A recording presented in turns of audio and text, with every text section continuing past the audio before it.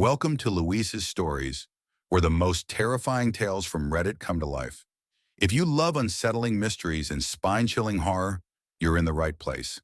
Today's story is particularly disturbing.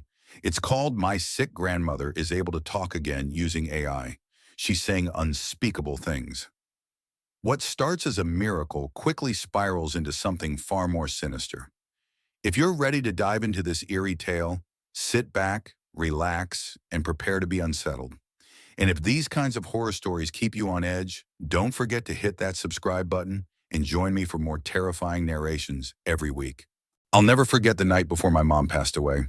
The entire family, mom, dad, grandma, my much younger 8-year-old brother Brian, and myself, had all gathered around the dinner table to celebrate the holidays, joking and laughing as we ate grandma's famous cookies before heading to bed for the night. The next morning, mom was gone. Brian took it the hardest. With my dad always at work and me being off at college, my brother naturally turned to the only family member who was home to support him, Grandma. She'd bake him her famous cookies, play games with him in the backyard, and read him bedtime stories at night. And as a result, somehow, in the wake of Mom's death, Brian got better and returned to his happy and joyous self, basking in his time with his new, albeit older, parental figure. But just a year later, Grandma had a stroke, leaving her conscious but paralyzed in a wheelchair, unable to speak and barely able to move. Brian was once again inconsolable, sitting by Grandma's side in silence by day and crying himself to sleep at night. Sure, he had been profoundly hurt by the loss of our mother just a year prior, but losing Grandma, or at least the Grandma we knew, was somehow even worse. She was there, but not there at the same time, causing him to cling on to her in a way he simply hadn't with Mom. Seeking to fill the void of Brian's attachment with Grandma, Dad and I tried everything, from hiring a nanny to watch over him while we were away, to me even putting a pause on college for a while to be home with him. But no matter what we did, nothing worked. Day by day, he simply hung his head in sadness, sitting by Grandma's side and refusing to speak, as if in solidarity. Until one day I read an article about an AI company specializing in a conversational experience designed to emulate that of a lost family member or lover. The concept was simple. Provide the company with as much information about the loved one as possible, and they create a chatbot custom-tailored to recreate their personality, capable of responding, engaging, and asking questions in the exact tone, style, and personality of said loved one. In our case, Grandma. Sure, it wasn't quite meant for someone like Grandma who hadn't actually passed away, but we were desperate to try anything to get Brian back to normal. So we mailed the company every recipe Grandma had ever come up with, every letter she had ever written, and every story she had ever told us, and waited. And sure enough, a couple weeks later, we received a confirmation email from the company. Congratulations, Grandma's chatbot is ready. Together as a family, Brian, Dad, and myself, along with Grandma in her wheelchair, signed into the chatbot on a tablet, placed it in Grandma's lap, and began talking with her. And sure enough, she came alive again. Hey, Grandma, how old were you when you gave birth to Dad? I asked. 29. The chatbot replied in an eerily perfect recreation of Grandma's voice. Hey, Grandma, what's your favorite movie? My dad asked, attempting a trick question. I hate movies, the chatbot replied, just as Grandma used to do. We all let out a laugh, including Brian, who, after previously being a bit hesitant, quietly walked up to Grandma and asked his own question. Hey, Grandma, what's the secret to your cookie recipe? Nutmeg and a sprinkle of sea salt, she replied again, just as she always had. It brought a smile to Brian's face, causing Dad and myself to practically shed a tear. Brian continued to ask questions, and in just a week's time, my poor brother, who had been driven into depression after 2 back-to-back losses, had bounced back, once again returning to his happy self. It was as if Grandma was back, her relationship with Brian returning to business as usual, as she taught him how to bake her famous cookie recipe himself, talked to him while he played in the backyard, and read him bedtime stories at night, all through the voice of the chatbot, of course, while Grandma herself sat there in silence, enjoying Brian's return to normalcy, or so we hoped. But I couldn't help but feel a bit skeptical of the situation. As we watched Grandma sitting there, an AI voice speaking on her behalf, while she herself, unable to speak, simply looked at us, her eyes moving around in silence. I couldn't help but wonder what she was actually thinking. But despite my hesitation, my dad insisted that everything was okay, and feeling a pressure to return to work and school respectively, my dad and I were left with no choice but to leave Brian home with Grandma, at least during the day. And for a while, all was well, until months later when it came time for us to go on our yearly family camping trip. Sure, our numbers had dwindled, but with the introduction of Grandma's chatbot, we had regained one more family member. So the four of us, Dad, Brian, Grandma, and I, set off in our camper and headed upstate for what was to be a week of relaxation at the same spot by the river we always camped at.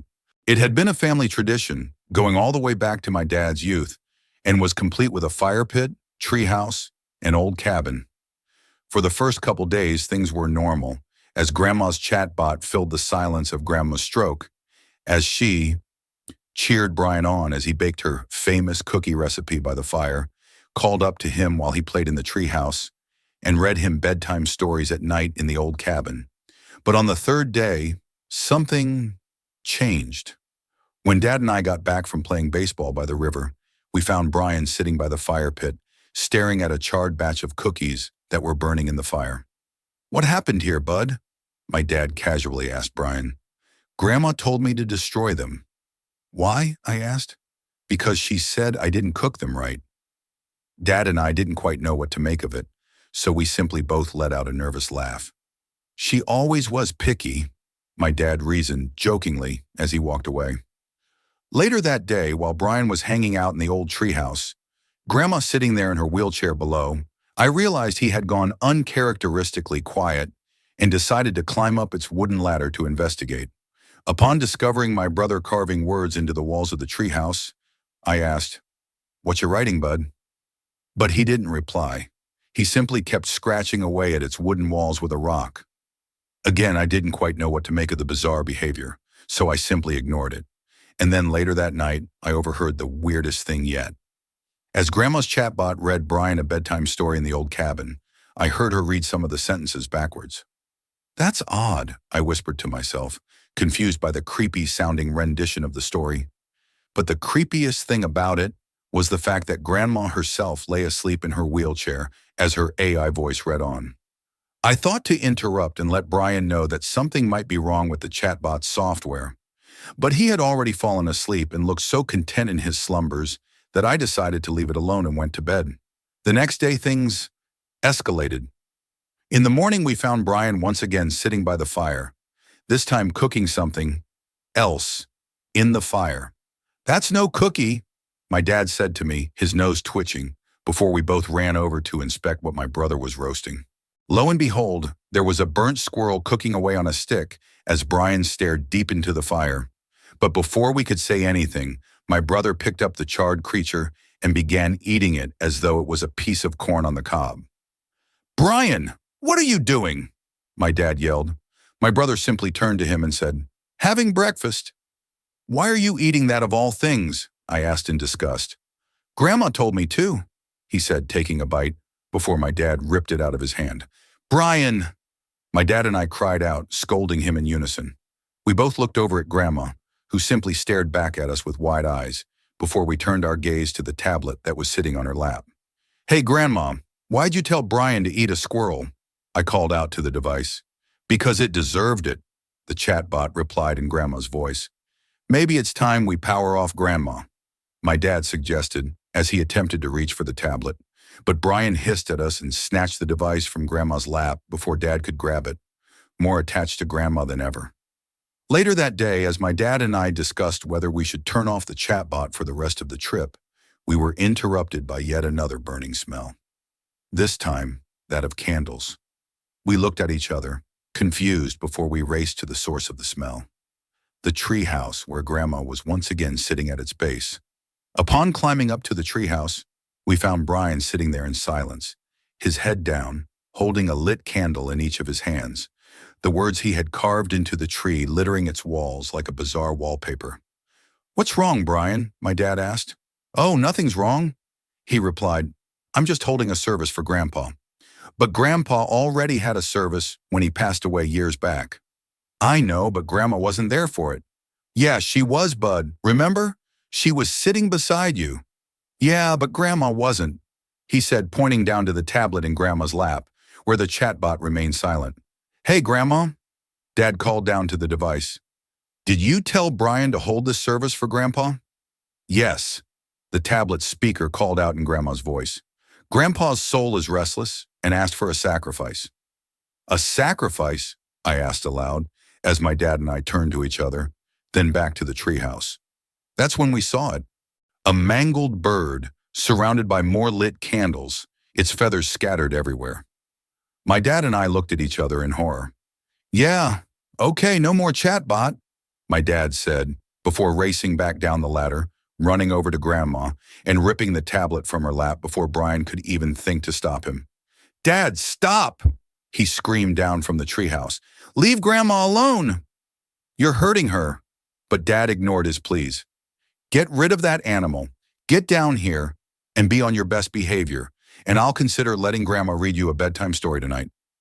Brian did just that, returning to normal and spending the rest of the day with us, careful to be on his best behavior.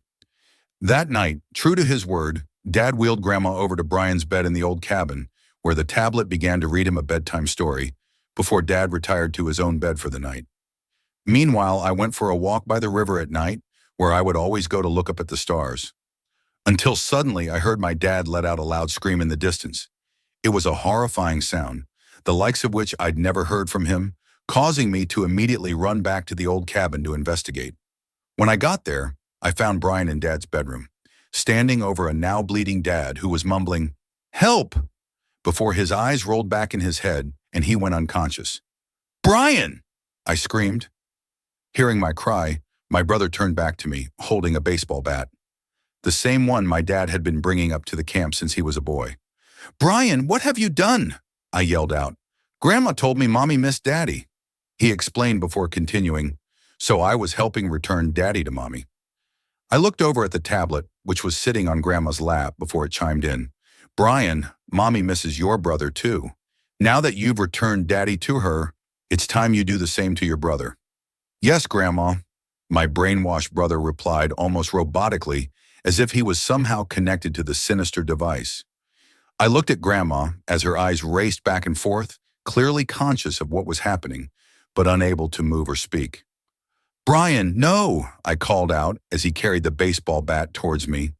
I took a step back, but before I could run away, I felt a pair of metal jaws clamp down on my leg, crunching the bone and trapping me there. "Ah!" I cried out in pain as I looked down to discover a small metal animal trap that Brian must have left inside the old cabin for one of us. As I fell to the ground in pain, Brian walked closer and closer and closer, raising the baseball bat high above his head. Grandma's chatbot spoke again. "Do it, Brian! What are you waiting for? Kill him!" Brian took a look at the tablet in Grandma's lap, then back at me, before preparing to strike down on me with the bat as I lay there helpless. But suddenly I saw something move behind my brother. It was Grandma herself, having somehow willed herself to stand up as she gripped onto the tablet. "Grandma!" I yelled out, shocked to see her standing. That's when Brian turned around to find Grandma holding the tablet high above her head, just as he had just done with his baseball bat. Knowing what she was about to do, Brian cried out, "No, Grandma, don't do it!" But it was too late. In a matter of seconds, Grandma had smashed the tablet to bits on the floor of the old cabin, its glass surface shattering into 1,000 pieces, its electronic innards spilling out everywhere. My brother watched on in horror as he screamed again, "No!" After Grandma finished destroying the device, having used every ounce of strength left in her body, she fell back into her wheelchair before saying 4 words. "Brian, I love you." My brother's face turned from a look of shock to one of utter happiness, and tears started rolling down his cheeks as he realized his real grandma was back and snapped out of his trance. He ran over to hug her. "Grandma, I'm so sorry. It told me to do bad things. I thought it was you." Grandma tried to reply but was too exhausted. She simply patted him on the back as he hugged her, crying. Meanwhile, I rushed over to my dad and attempted to mend his wounds before carrying him off to the camper and driving him to the hospital where he was treated for the next few weeks. Less than a month later, our family had gathered around the dinner table for the holidays, just as we always did. Grandma, having regained the ability to walk with a cane, sat by Brian and I at the table, while Dad, still recovering, sat beside us in the very same wheelchair that once belonged to Grandma.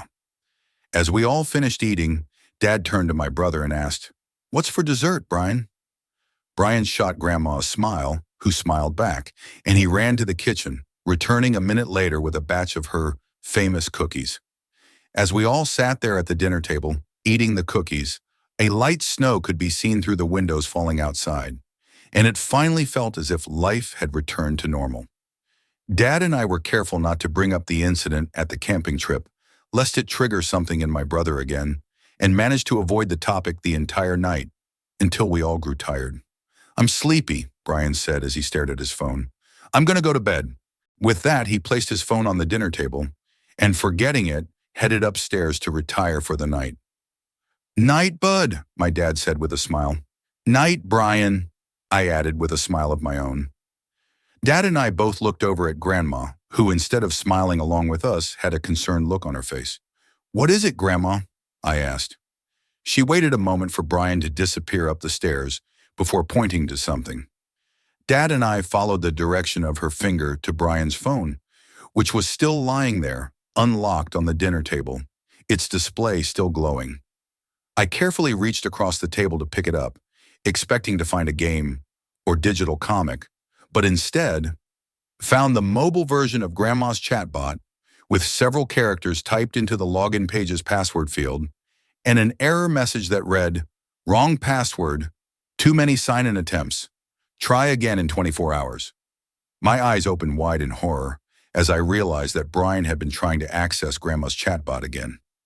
Luckily, we had never given him the password. "What is it?" my dad asked, seeing my adverse reaction. I simply slid the phone over to him, passing it by Grandma, who clearly already knew what was going on. Dad took one look at the phone's screen before saying, "We better cancel the account. I'll do it tomorrow," I assured him after recalling the correct password and knowing that the sign-in lock wouldn't expire until then. My dad, Grandma, and I looked at each other before we all turned to the cookies and started to munch away on them, nervously in silence. Our minds all surely wondering if this was actually the end of Brian's allegiance to Grandma's AI chatbot, or only just the beginning. And that was the chilling story of my sick grandmother is able to talk again using AI.